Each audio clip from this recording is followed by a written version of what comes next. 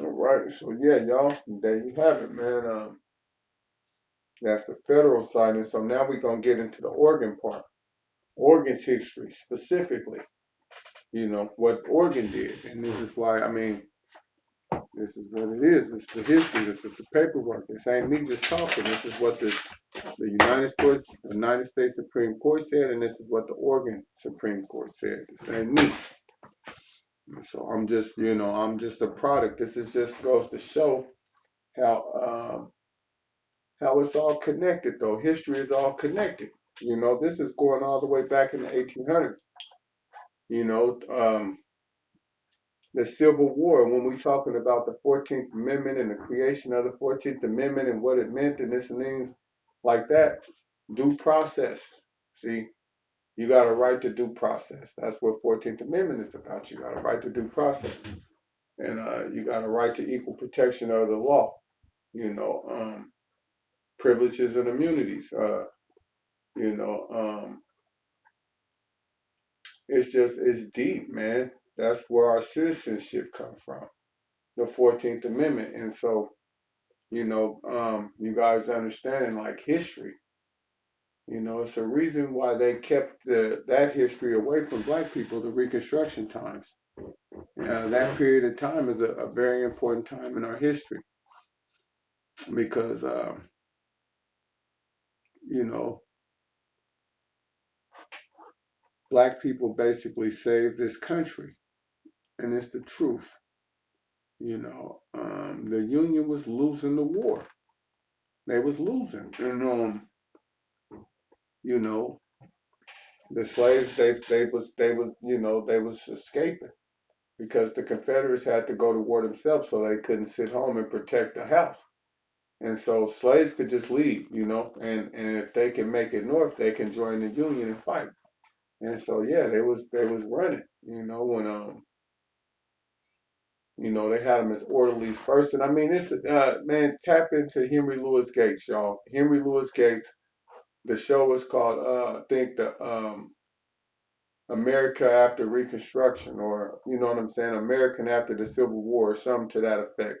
But Henry Louis Gates, y'all, man, it's called Reconstruction, America After the Civil War, and that's by Henry Louis Gates, and that's on OPB.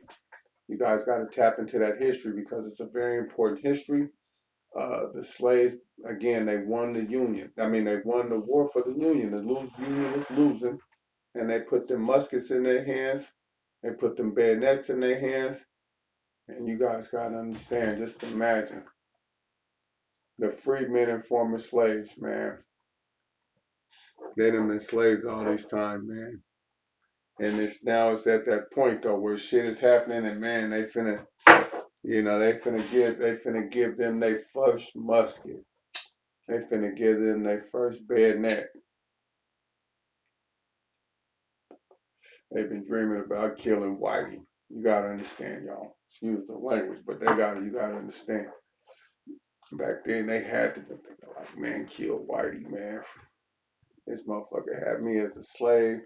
Slave catchers every time I try to run, beat me, beat my family, sold my family, split my family up, raped my wife, dehumanized me just in every way possible. And now, this free man, this slave, this former slave, you put a bayonet in his hand, you put a musket in his hand, and you like, man, fight for your country.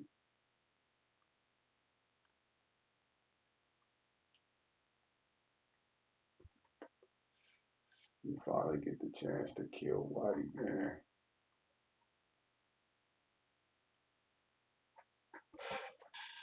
Come on, man, talk to me. So you gotta imagine how they felt, man. How did they feel? How did them people feel, man? And so boom, they give them the gun, and now black people, they died for our country. We didn't fought in every single war in this country. We've been here from 1619.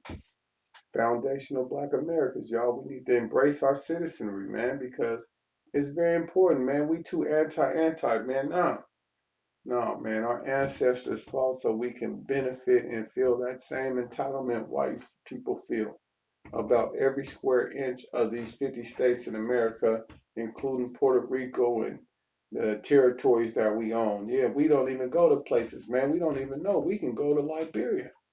You see what I'm saying? Go fuck with Liberia, man. Because it's colonized by us. If I'm not mistaken, they got dual citizenship. I know this cat named Black from Liberia. He was in prison in OSP. He out now. Shit. They didn't send him back. You see what I mean? Immigration ain't fucking with him. Why? Because he got dual citizenship. He's from Liberia. And we colonized Liberia. They got Lincoln was trying to send black people. They got it and was trying to send black people back to Liberia. American colonized Liberia. And so they got streets named after presidents and shit in Liberia. It's crazy. So yeah, that history is so they put the bayonet in that man's hand, man, and at the end of the day they won the war for the Union, man. They fought them, they had the numbers, and man, they resuscitated the Union, helped them win. And so then after that, Confederates called themselves boycotting, and so, they had to make five districts or, five districts in the South, and they had to reconstruct the South. And so they made it to where black people was senators and congressmen in all them districts in them five states. Yeah, y'all want to boycott? Okay, we're going to put these black people in that spot so we can get the Constitution Convention, get the right numbers of delegates, blasey, how they used to do it back then. And yeah, man, they made them senators and congressmen so they can vote in the 14th Amendment, and so they can vote in, all the Reconstruction amendments, man, the 15th, the 13th, and the 14th. And they voted in Grant. You see what I'm saying? Yeah, black people was voting in 1968. And so that history is very, very important. And my life is tied to that history, see what I'm saying? Because from that history became they created habeas corpus and all the different stuff they're gonna talk about, I believe, in here, or it's in this stuff is in Edwards v. Benoit. So if you guys want to know more about it, that's where you can look it up. It tell you exactly how it went down with the war and what the federal habeas corpus was about, and then them bringing about the Ku Klux Klan Act because of the terrorism going on back there. Yeah, Edwards v. Benoit is a really good case to read that case. But yeah, and so my history is tied to it because you see, the civil rights cases of 1874 is when they came with Schroeder, where black people can sit on jury panels. You know what I'm saying? And that's where it all started. See, because they was I think they was in the redemption phase, but the Supreme Court was still making rulings. You see what I'm saying? Because of the war, because the 14th Amendment. See, they changed the game. And so Louisiana, reactive off the Schroeder case, and that's where they made, you see what I'm saying, non-unanimous verdicts. And then Oregon adopted it, then boom, Apodaca, to where we affected by it, me personally, affected by that history, see? Some shit that they cooked up back in 1898, see? I was affected by it and had a non-unanimous verdict, and I'm sitting in jail unconstitutionally because of some shit they cooked up in Louisiana in 1998 or 1898, excuse me, because of some shit that happened in 1875. See what I mean? That's how this shit worked. That's not that far ago. That's not that long ago. Excuse me. So we got to know our history because if you don't know it, it will repeat itself. See what I'm saying? And I mean, just my journey has brought this understanding back to me full circle all the way to where it was, Thurgood Marshall was a dissenting judge in the Apodaca case. And the dissent that he had and the other four justices is what became law. You see what I'm saying? And, he was put on the bench by Lyndon B. Johnson in 1967. But this, just the thread of history and how it, just all the way up to the present day. So, that's our history. And so, man, shout out to the former slaves, the freed men, um, and just the people that had the courage, man, to hold on and to be patient and to be resilient like this motherfucking turtle, man. You see what I'm saying? To have that vision and foresight, like, man, we gonna sacrifice for today so people in the future can have a shot. People like me now can open up a business. People like me can do business at a bank. People like me can benefit from all the fruits. No, we didn't get reparations. We didn't get it.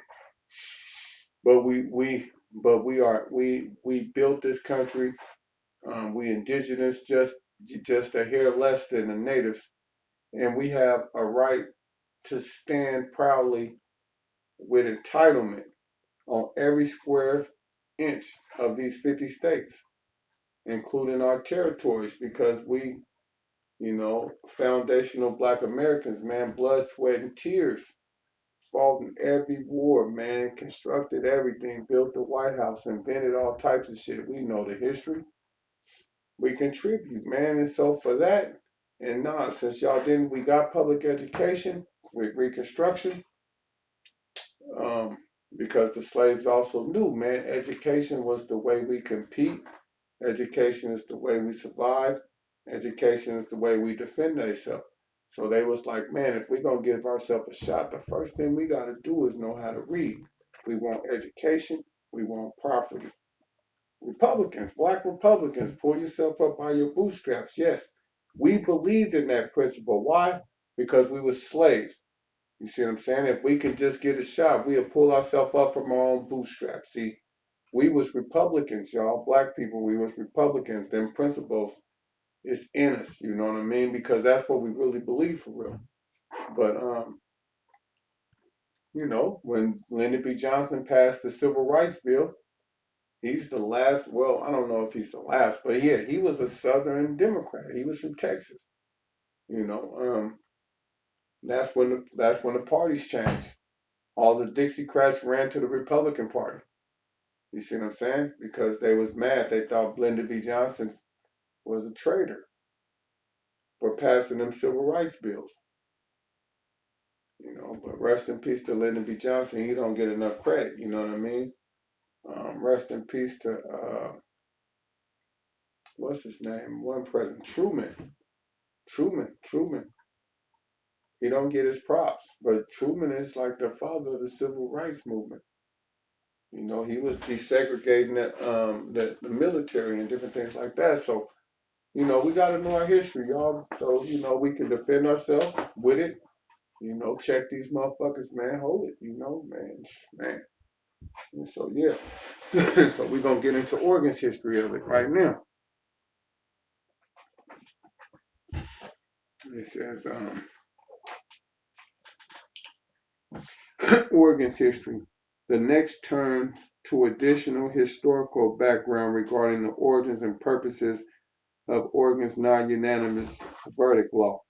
Based on her scholarly research, Professor Aliza Kaplan has written an informative article that includes a brief summary of specific circumstances that gave rise to the adoption of that law by initiative in 1934.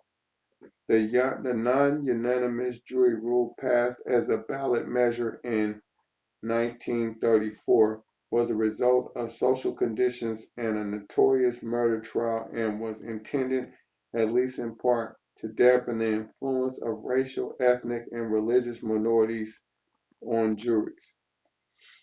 The trial involved Jacob Silverman, a hotel proprietor in Portland who was charged with the murder of Jimmy Walker near Scappoose in April 1933. During jury deliberations, 11 jurors wanted to find Silverman guilty of first-degree murder, but one did not.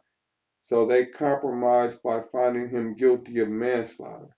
Many Oregonians were outraged at the lesser verdict, and the Oregon legislature proposed a constitutional amendment less than a month after Silverman was sentenced.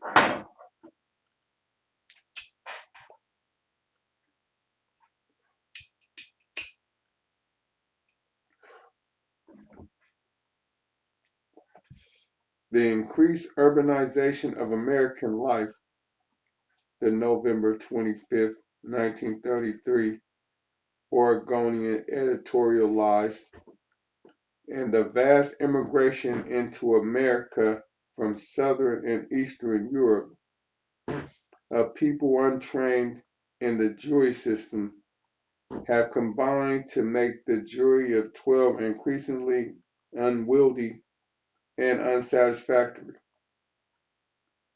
Oregonians approved the amendment with 58% of the vote.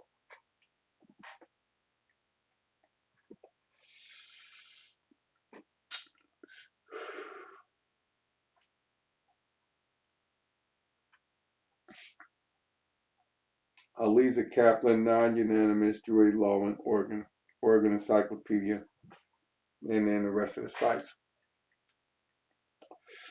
It says, most recently, in an Oregon Circuit Court case to which the Ramos Court cited, a trial court denied the defendant motion for a new trial following a non-unanimous verdict because the defendant did not prove an equal protection challenge as applied to him. Ramos, United States versus Williams. It says Multnomah County, and that's December 15, 2016. It says, however, the circuit court's opinion in order extensively discussed the historical evidence and found as a fact that race and ethnicity was a motivating factor in the passage of the non-unanimous jury law, and that the measure was intended, at least in part, to dampen the influence of racial, ethnic, and religious minorities on Oregon juries. And that's in that's in Williams, and that's case number 15 CR 58 698 at 16. It says, in addition to considering the public backlash to Silverman's case, the court examined the broader context of Oregon's long history of racial discrimination.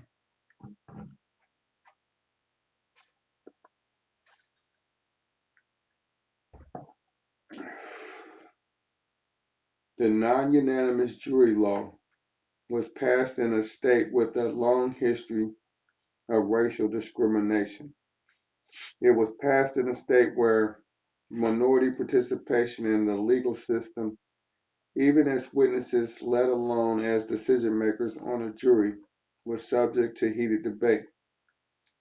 It was passed during a period of racial tension when the states had seen an explosion of organized racial hatred and the rise of the Ku Klux Klan. In light of that history, when the dominant media of the period ran multiple stories over the span of years, contrasting white jurors from those of mixed blood, warning against immigrant participation on jury service, and claiming that certain people in the world are unfit for democratic institutions, no reasonable fact finder could conclude that race wasn't a motivating factor in the passage of the non-unanimous jury verdict. So, y'all, this is in Oregon. This happened in Oregon, too. You good liberals. You see what I'm saying? All the good liberals. This is what happened in Oregon.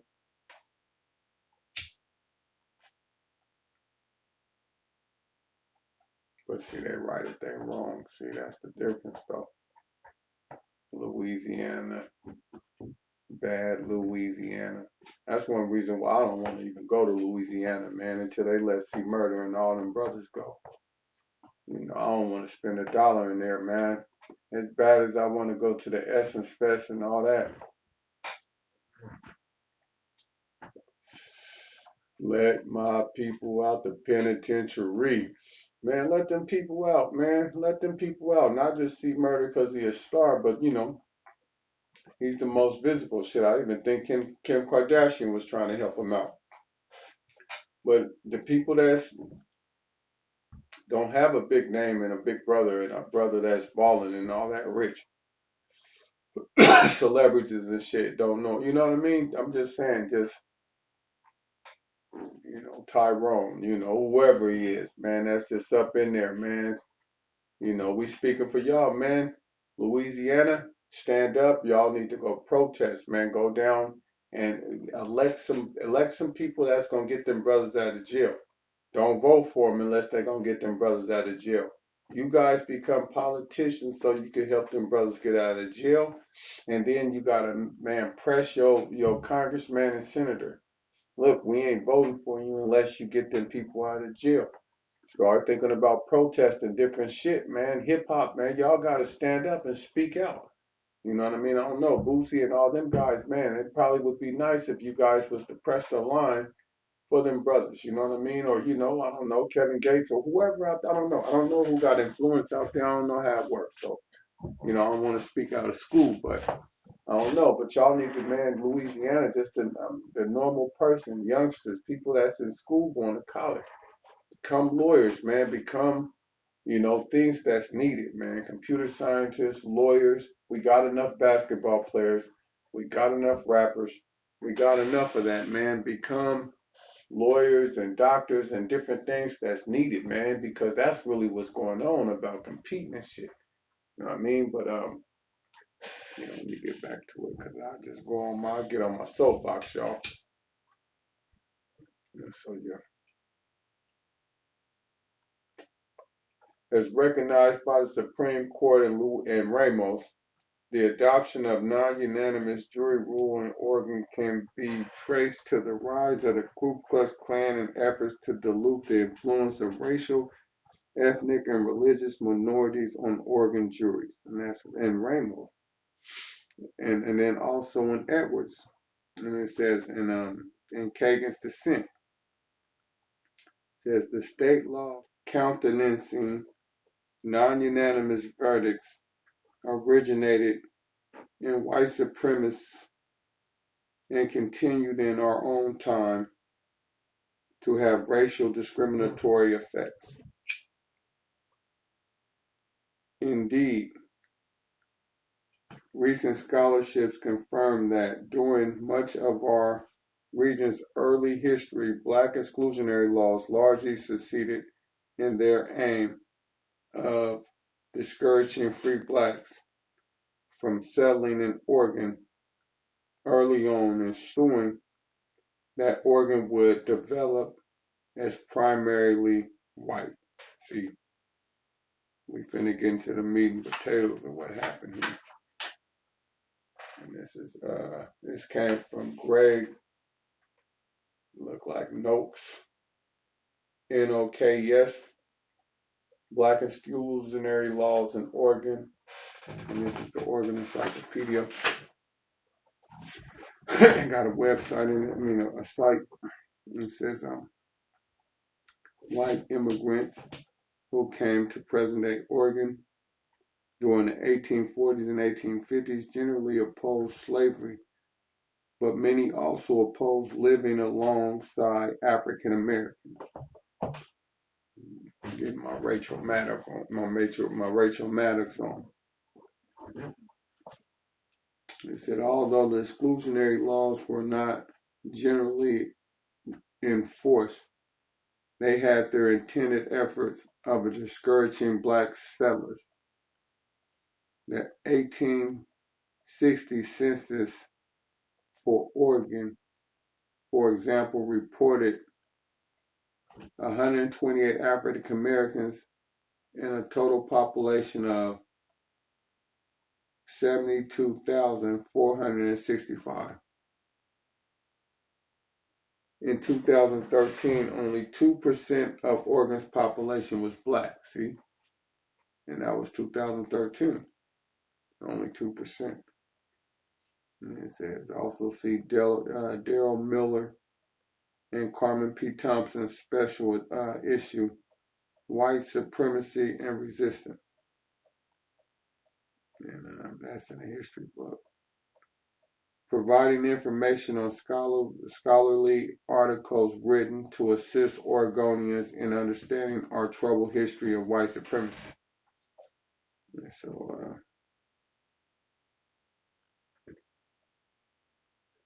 so it says, the note from the editor includes the following explanation.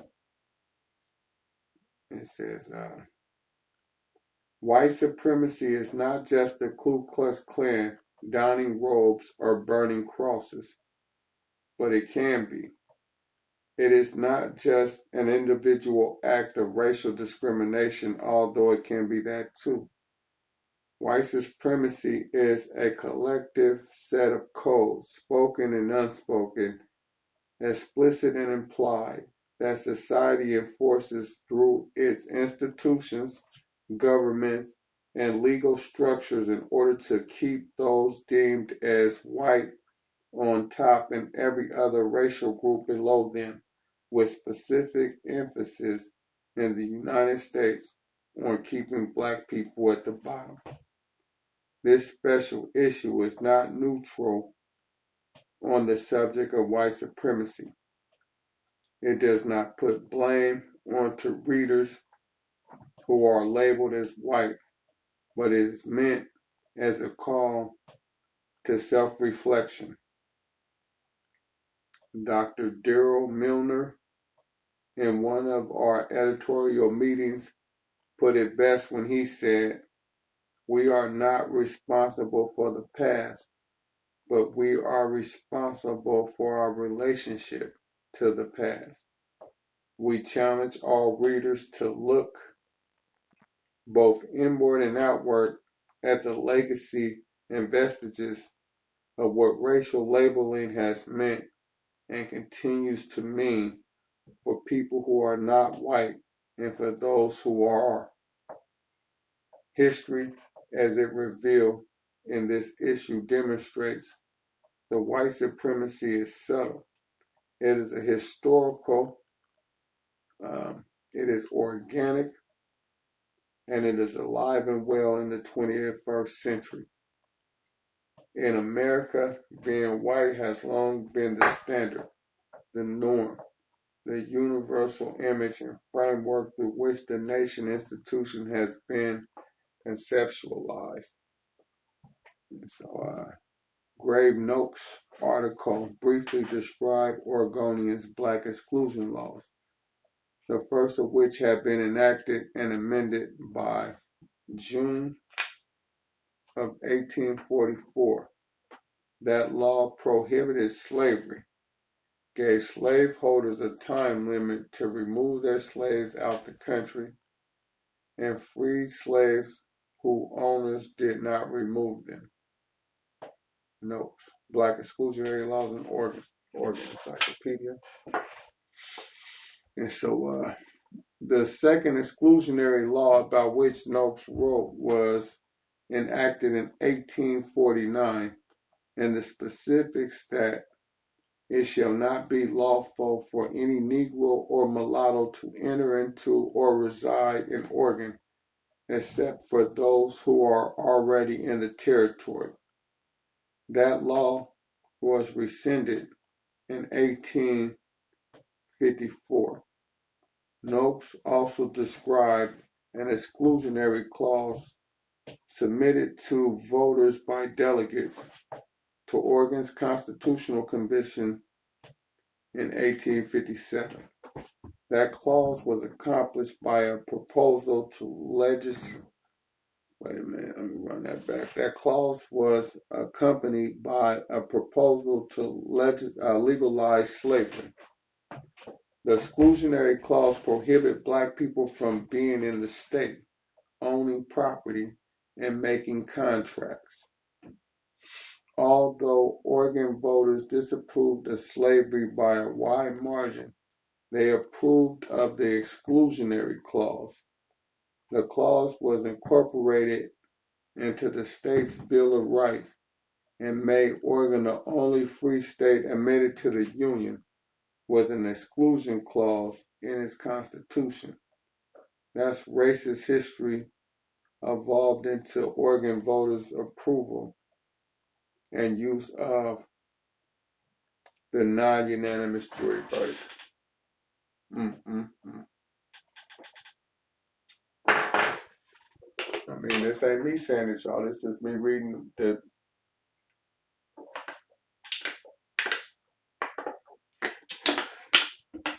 This is what the Oregon Supreme Court wrote in Atkins v. Watkins. This is how I got free. So we just reverse engineering what that lawsuit is all about. And so this is the law behind it. This is how, this is what happened. And so now it says learning from history. It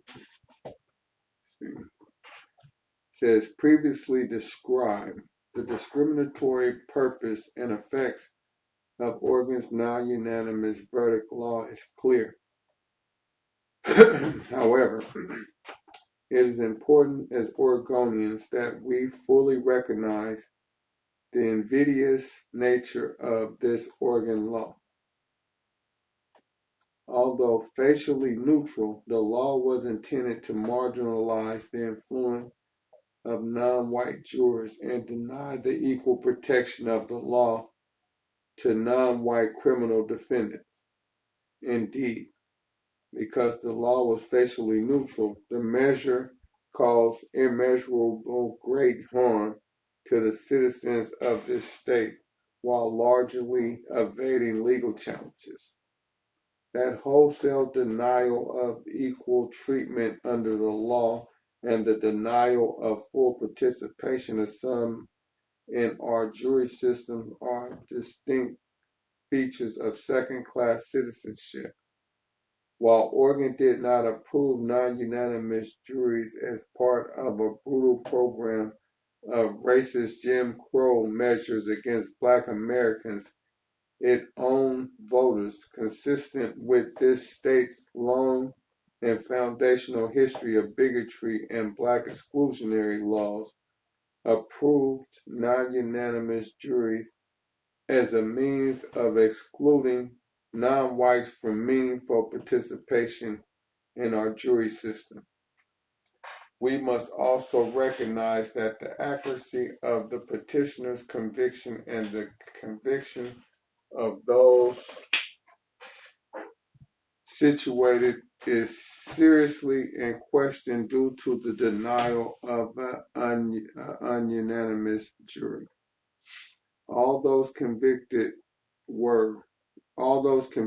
were reached after defendants were denied the equal treatment of law, where some jurors have sufficient doubt to vote not guilty. Further, we know that the application of the non-unanimous jury rule has allowed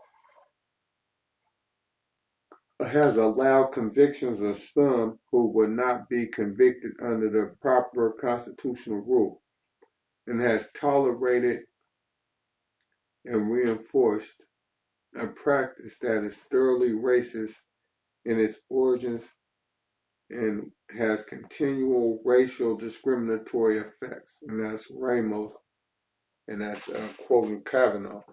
It says, we should also understand that the imposition of the non-unanimous verdict law in Oregon for more than 90 years has undermined the integrity of our justice system and reduced public confidence in our law and our system of justice. This is so because the wholesale denial of the Sixth Amendment right to the citizens of a state is repugnant to the rule of law. Equal treatment under the law is integral to the rule of law. Equal treatment under law is integral to the rule of law. Equal treatment under law is integral to the rule of law. And the rule of law is not sustainable unless all citizens of the state enjoy the full benefit and advantages of our federal constitutional protections. As citizens of Oregon from all backgrounds particularly based on our history of racial exclusion, we must understand that the passage of our non-unanimous jury verdict law has not only caused great harm to people of color, that unchecked bigotry also undermined the fundamental Sixth Amendment right of all Oregonians for nearly a century. The direct passage of that exclusionary law in 1934 by Oregon voters were self-inflicted injury to our precious constitutional heritage. For us to protect and preserve that constitutional heritage, we must always be on our guard against such mischief. With that understanding and with a measure of courage, we can learn from our history and avoid such grievous injuries in the future to our civil health. I agree that applying Ramos only prospectively is not sufficient. We should also apply the constitutional rule of Ramos to petitioners and others similarly situated. I concur in the majority opinion and in the judgment of this court.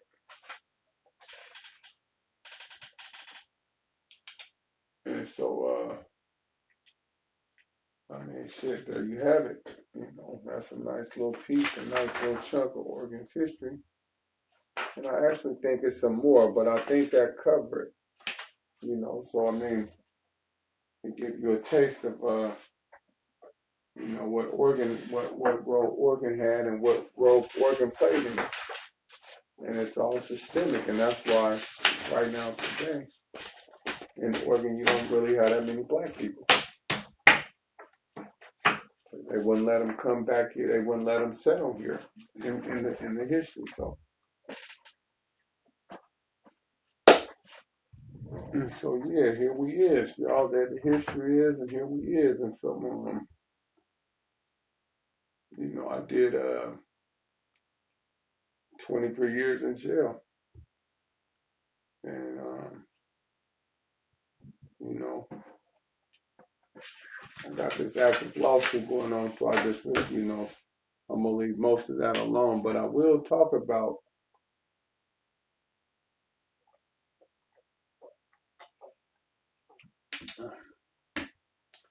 the Brady violations that happened in my case and all the prosecutorial misconduct, withholding documents, coercing witnesses, because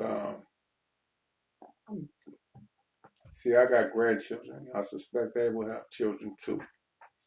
And so, say 100 years from now, if you know, if we want our future to have a chance, we gotta have a country.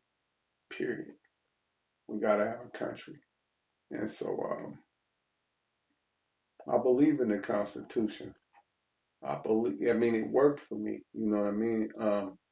The slaves, the former slaves, the freedmen, all the people that sacrificed can cheer because it's working now.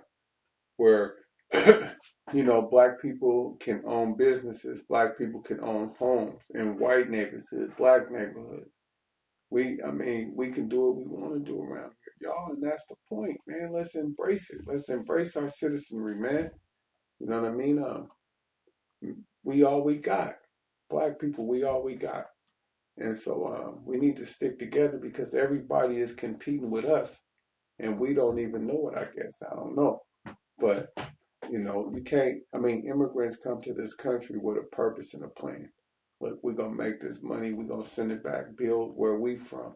But we finna get this money because there's food over here. And so you can't even really knock them for feeling that way. But, you know what I mean? We got our blood, sweat, and tears in this country. And so we got a right to compete. You know what I mean? We got a right to compete for what's ours because we entitled to this shit. Our slaves fought in that Civil War and in every war that didn't ever happen in this country.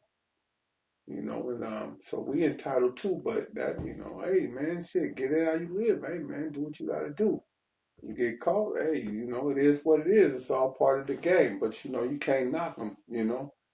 And so we need to start like damn, they willing to take them risks to come over here. Like, y'all, we need to start paying attention. Like shit, man, we need to take advantage of our God-given right, our citizenry. Them slaves, they created that, the former slaves, they created that 14th Amendment for us. We became citizens because of that, because of the Civil War. And that paved the way for immigration. See, them slaves, man, they had that much love, they had that much foresight to where they was like, look, man, we finna bake this shit into the fabric of this shit, the Constitution, so it never can be touched again. You see what I'm saying? That's what they did. And they was even thinking about the immigrants, the Africans that's here now in America that's starting to come over here. Yeah, they was thinking about y'all too. You see what I'm saying? They was thinking about our future. They was thinking about all that when they was, man, fighting hard for, public education, and when they was fighting hard for, desegregation, because they just understood in a deeper level. And yeah, I mean, it's legitimate rationales and debates that can be had about uh,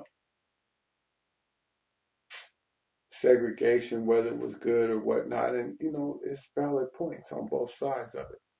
But ultimately, and this is the paradox, man. You know what I mean? We, at the end of the day, like Robert Greene said in some of his books, how I think it may be like even a daily law, how we basically sisters and brothers in death. You know what I mean? We all gotta die. I think it might be in the laws of human nature where he talk about it, man. We all gotta die. I mean, nobody gets away. Nobody. We all equal. That's the ultimate equality is death. So you know what I'm saying? On that note, I mean, shit, man, you gotta love who you can love, man, and yeah, shit, man, we all might want, what we want, but at the end of the day, man, you gotta fuck with who fuck with you. So, yeah, I ain't gonna really go too deep into, that, but I will talk about, like I said, I will talk about the prosecutorial misconduct, because we gotta have a country. That's a bigger thing. Nothing is bigger than the program, and see, that's a bigger thing. You know, a prosecution shouldn't be able to use the awesome power of the state. They got all the resources, the government or the state. They got all the resources at their disposal. Everything. Powerful team, all the money, assets you could use to prosecute, to keep the wheels of justice going and balanced. And they shouldn't have to cheat, man. They shouldn't have to hold back evidence so they can win. It shouldn't be about wins and losses. It's losses. It should be about justice. They shouldn't be coercion witnesses. They shouldn't be, um, they shouldn't be, propping witnesses up, telling them what to say, and just, or lying, or misleading juries and misleading, it's just not right. And so, let me get into this and walk through as much as we can.